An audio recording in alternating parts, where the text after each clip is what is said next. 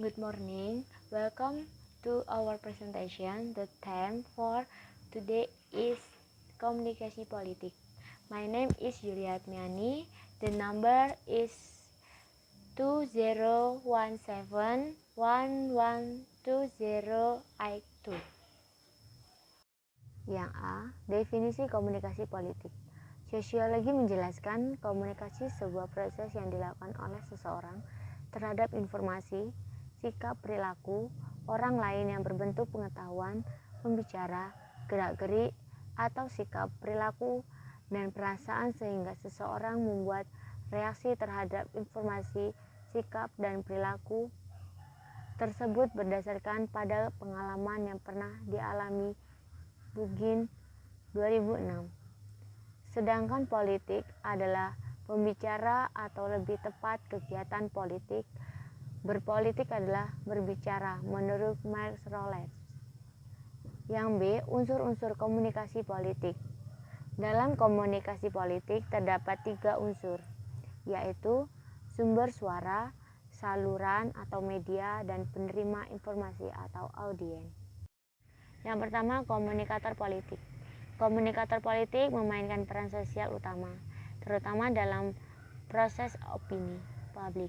Karl Popper mengumumkan bahwa ada teori opini publik yang seluruhnya dibangun sekitar komunikator politik, yaitu teori Popper mengenai opini.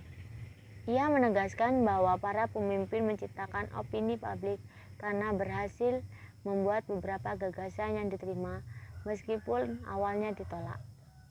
Adapun mereka yang menjadikan komunikator bisa berasal dari mana saja, namun dan Nimnom mengidentifikasikan 3 teori, yaitu yang A. Politikus yang bertindak sebagai komunikator politik. Yang B. Komunikator profesional dalam politik. Yang C. Aktivitas atau komunikator paruh waktu, part-time. Yang kedua, isi, pesan makna atau komunikasi politik. Isi atau pesan dalam komunikasi politik merupakan penjelasan dari apa yang dikatakan oleh komunikator politik, dan bahan juga sangat penting dalam pembicaraan politik untuk menyampaikan pesan informasi, namun sifat bahasa itu terbatas dalam abstrak sehingga dapat terjadi kesalahan dalam menggunakan bahasa ketika menyampaikan pesan. Yang ketiga, saluran media politik dan media massa. Media massa merupakan jenis media yang ditampilkan kepada sejumlah khalayak yang tersebar dalam organ sehingga pesan yang sama dapat diterima secara serentak dalam waktu yang relatif cepat. Seorang politikus perlu memahami komunikasi masyarakat yang berbeda secara budaya atau yang lebih dikenal dengan komunikasi antar budaya.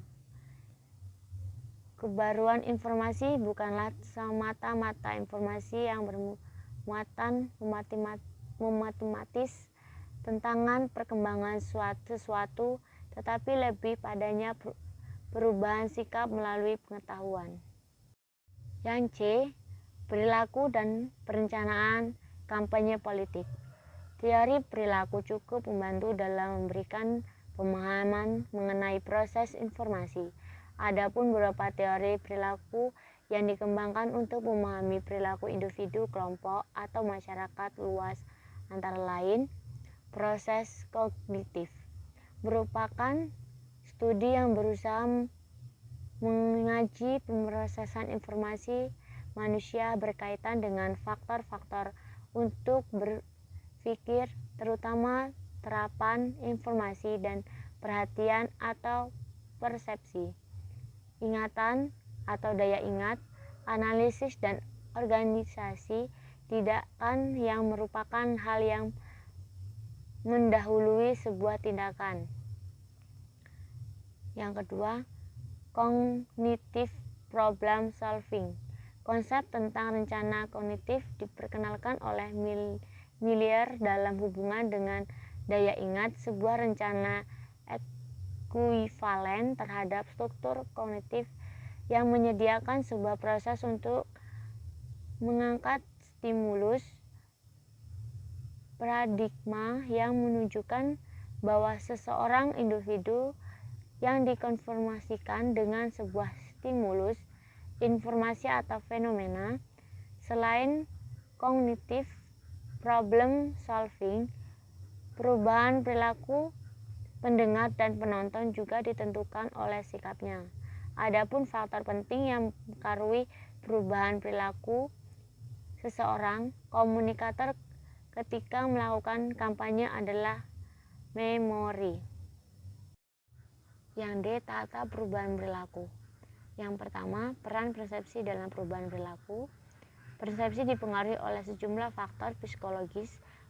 Berkaitan dengan persepsi, ada 3 bentuk proses lain yang sama dengan persepsi selektif yang kadang-kadang digunakan dalam komunikasi politik, yaitu selective exposure, yang B. selective attenuation, yang ketiga selective relocation. Yang kedua, skema pemrosesan informasi. Teori ini dikembangkan oleh Robert Alexroth yang kemudian dikembangkan oleh Doris A. Graeber.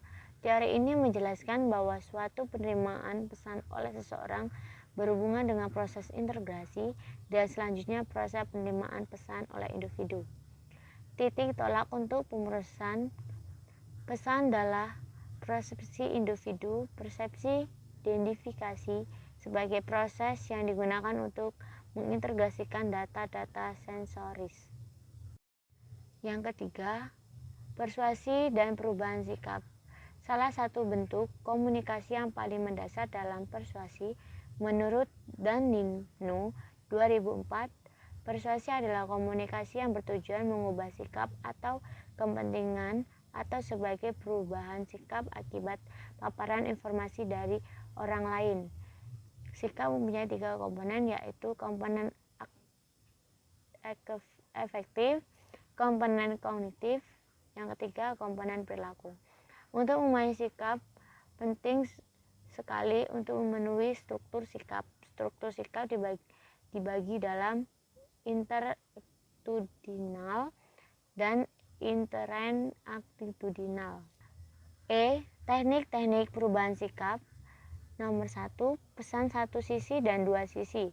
Teknik ini penting terutama untuk menghadapi kelompok atau orang yang menentang pesan yang akan disampaikan. Sebagaimana yang dikatakan oleh Danino 2004, pesan yang disampaikan membutuhkan timbal balik. Yang kedua, kredibilitas sumber. Salah satu variabel penting yang mempengaruhi sikap penerima pesan atau pendengar dan penonton adalah kredibilitas komunikator. Kredibilitas komunikator merupakan variabel yang bisa dikontrol oleh pengirim pesan. Hendaknya pengirim pesan baik institusional maupun personal harus memperhatikan pemilihan narasumber. Berkaitan dengan dimensi kredibilitas sumber ini, ada beberapa faktor dominan yang cukup berpengaruh. Yang pertama, faktor kejujuran, faktor profesionalisme, yang C faktor dinamis, dan yang D faktor objektivitas. Yang keempat, teori inokulasi. Teori ini berhubungan dengan kampanye saat tujuan dari komunikator bukan untuk dipengaruhi sikap, namun untuk mempertahankan sikap yang sudah dimiliki oleh penerima pesan. Yang F, perubahan perilaku dan fungsi sikap. Untuk mengamati perubahan perilaku, para ahli komunikasi mulai menggabungkan antara moda irasional dan model rasional. Berkaitan dengan perubahan sikap atau perilaku, penting untuk diketahui tentang fungsi sikap karena adanya fenomena bahwa perubahan sikap atau perilaku seseorang sesungguhnya motivasinya berbeda-beda. Menurut Katz, adalah 4 fungsi utama dari sikap seseorang, yaitu fungsi instrumental, fungsi pertahanan diri, fungsi ekspresi nilai, fungsi pengetahuan. Here are all of presentation. Thanks you for your attention and have goodbye.